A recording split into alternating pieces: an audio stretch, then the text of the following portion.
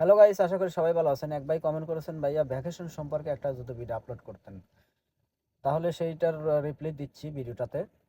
Dubai ট্যাক্সিতে মূলত প্রত্যেক বছরে 2 মাসের ছুটি থাকে এবং ছুটিতে যারা যাবেন তারা লিভ স্যালারি পাবেন 1800 দিরহাম। এবং যদি 2 বছর পরে যান 3600 দিরহাম, 3 বছর পরে গেলেও 3600, 10 বছর পরে গেলেও 3600।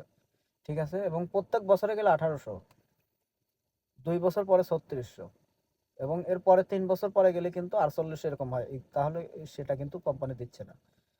সো আপনারা ট্রাই করবেন 2 বছর পর পর 3600 দিরহাম নিয়ে দেশে গিয়ে ঘুরে আসবেন। এবং প্রত্যেক বছরে 2 মাসের ছুটি, 2 বছর পরে গেলেও 2 মাসের ছুটি, 10 বছর পরে গেলেও 2 মাসের ছুটি।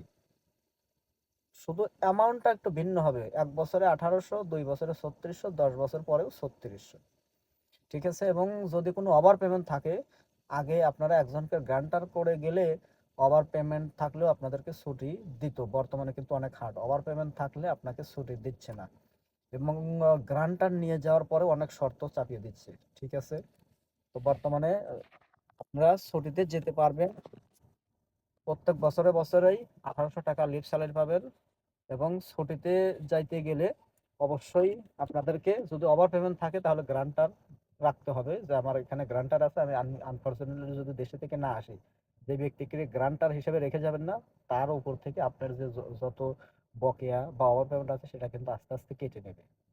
ঠিক আছে, এবং এই সমস্যাটা, গ্রান্টারের সমস্যাটা আগে ছিল না।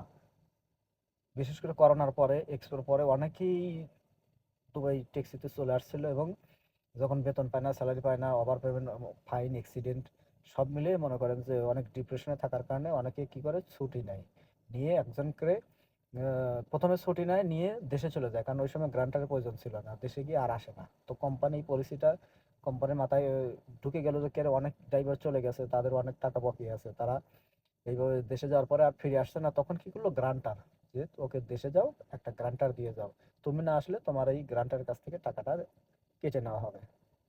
ঠিক আছে, এই হলো পরিস্থিতি। তবে ভুল করে কেউ এরকম সিদ্ধান্ত নিয়েন না। আমার রুমেরই একজন কিন্তু এই সমস্যায় পড়ছে, সে একজনের গ্রান্টার হয়েছিল, সে দেশে গিয়ে আর আসে নাই, পরে তার কাছ থেকে কিন্তু টাকাগুলি কোম্পানি কেটে নিয়েছে। ঠিক আছে বন্ধুরা, এবং যদি কোনো আপনার জানার ইচ্ছা থাকে বলতে পারেন, রিপ্লাই দেবো পরবর্তী ভিডিওতে। খোদা হাফেজ।